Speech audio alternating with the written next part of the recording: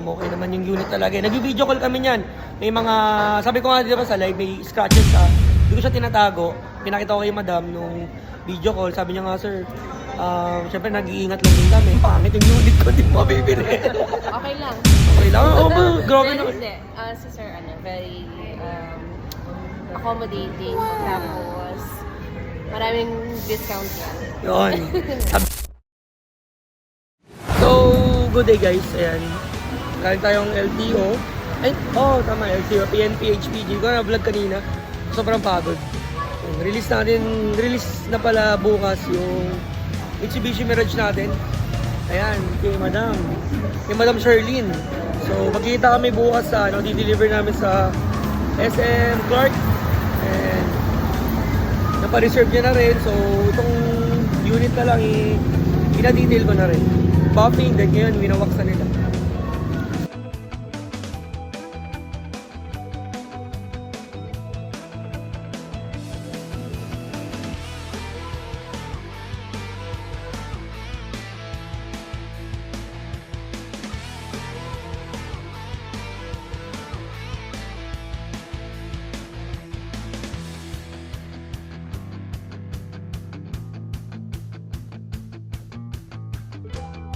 Yun, traffic pa tayo guys. Pero okay na to.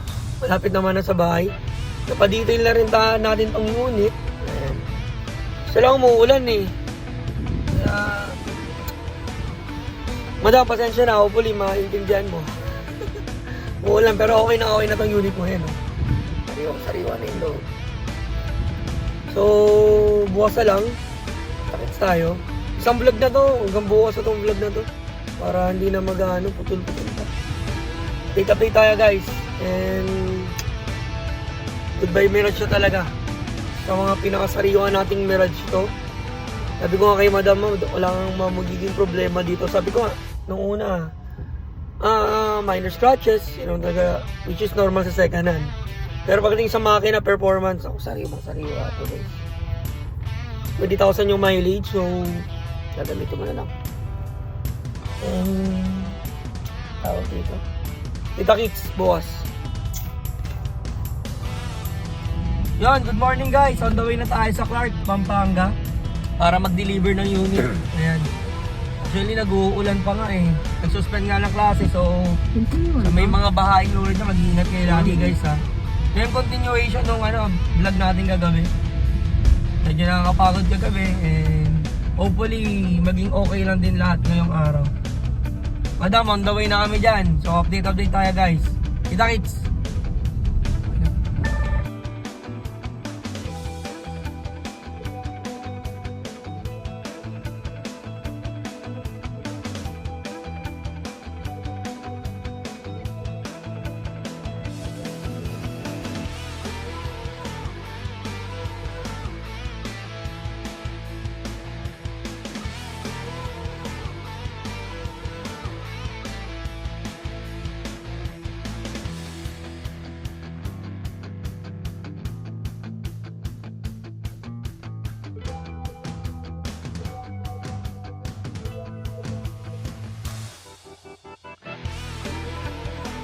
Yun guys, so we're here. Tama ko si James at sila madam. Ayan. Dito na kami sa SM Clark. Yan, SM Clark. So, waiting na lang kay client and hopefully maging goods lang lahat ng transaction. Although, ito nga yung Mirage natin. Sobrang sariwa naman ito. So, diswerte nga sila madam dito. Ayan. Nakita ko lang yung loob yan, dashboard pa lang. Sabi lang naman nila, okay lang naman daw sa kanila yung dense, basta yung makina daw is talagang legit. Okay. Makina nito, totoo lang, well maintained yung unit, kaka-PMS lang nito last June. So, gagamitin na lang talaga. Okay. Siguro mga 10,000 pa o ilang kilometers pa nila bago pa ulit mapa-PMS to guys. Ayan. So, update tayo mamaya pagkasangan si client. Thank you. So we here na sa Clark, SM Clark, Pampanga with our one and only Ma'am Sheila and Ma'am, ma'am, Sir Chris, ayan, Sir Chris. Thank you sa support ni Sir Chris. Kung wala Sir Chris, wala kami dito. Kasi, hindi, kung wala si Sir Chris, magbabas kami pa uwi. Kasi hindi tayo nakahanap ng sasama sa atin. And sila client, ayan, kasama namin sila. Ayan, sila madam. And na-test drive na nila yung unit and sabi ko sa inyo, pasado yun. Guaranteed. Ayan guys, ang ganda dito. So ito, okay na. Mag-contract signing na lang kami. Ayan, sila madam na una. Pumunta kami doon sa kapatid niya. Kasi galing pa nga itong trabaho. Kaya ngayon, naan na lang natin. Dito, contract signing na lang. Kumasa sa kanila.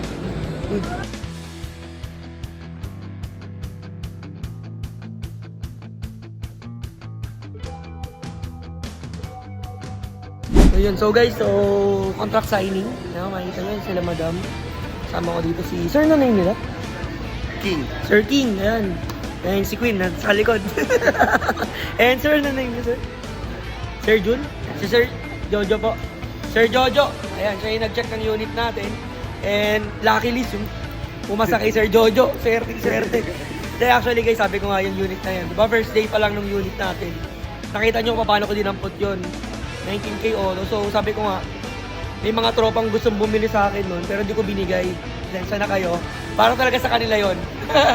Kaya parang kay bossing talaga yun na direct buyer na tinatawag. So dito kami sa Starbucks sa May Clark. Nagpakape sila boss. Then maraming salamat and alam ko masusundan pa to eh. After 2 to 3 years, mag-upgrade ba? Oo, mag-upgrade. Then merong page si bossing. Ano ko lang din sa taas.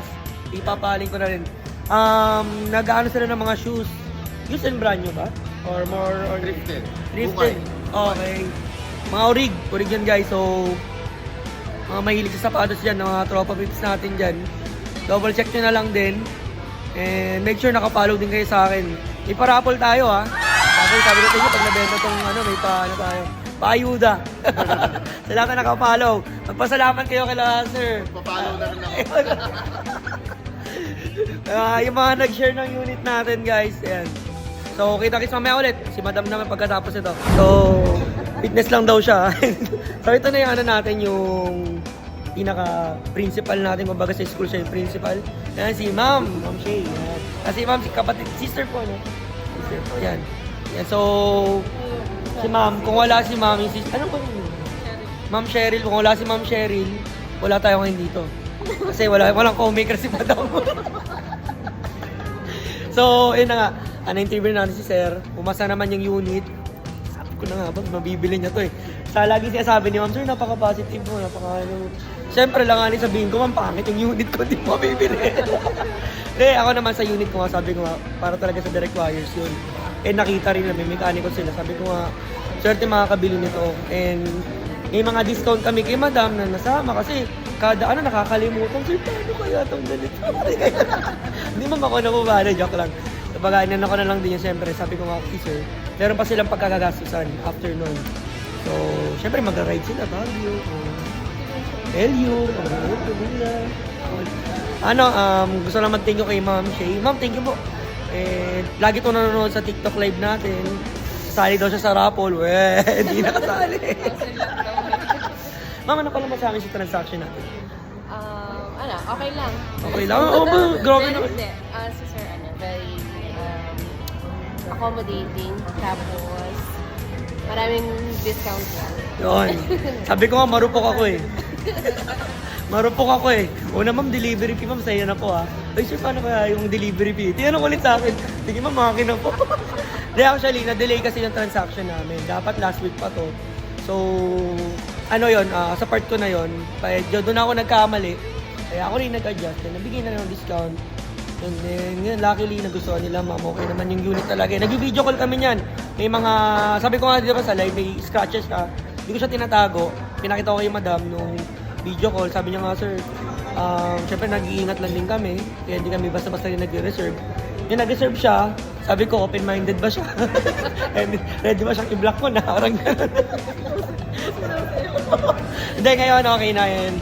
Officially sold na po yung Mirage natin 2018. By tomorrow, ma'am, congrats po ah. Ma'am, thank you po. And Ma'am, thank you. Thank you po sa inyo kasi 2 to 3 years from now, bibili po sila ulit sa akin ng Toyota Innova. Tandaan nyo to? Or Expander. Basta kung ano, mag-upgrade to si Madam Montero. Sigurado po yan. Ayan. RS Turbo na Civic, so abang-abang. O baka mama, si Ma'am Shirley na kukuha. Ma'am Shirley pala. Si Ma'am na po yung kukuha next time. So, guys, yun nga, yung raffle natin, abang-abangan nyo lang para sa mga nag-aabang dyan. Yung nag-like, share, tsaka nung naka-follow sa TikTok. Abangan nyo lang sold na yung marriage natin, sila Madam. And swerte talaga na, yun nga, na nabili yung unit and siyempre sabi ko nga sa inyo, honest is the, honest is the best policy pa rin. Kung honest is the goodness ang sabihin ko eh. Nahihiya ako dito, call center ito mga kasama ko. Mahirap pagiging English, dumudugo yung ilong ko. Pero yun na nga, basta maging honest ka lang sa kanila, totoo ka lang, transparent. Then, konting discount, bigay mo na. No, para lang matapos, para lang walang argue. Kasi nga, yung client natin, hindi naman nila pinupulot yung binili nila dito. And luckily, thank you po. Mirage Soul. So, next time, mamaya na lang, picture.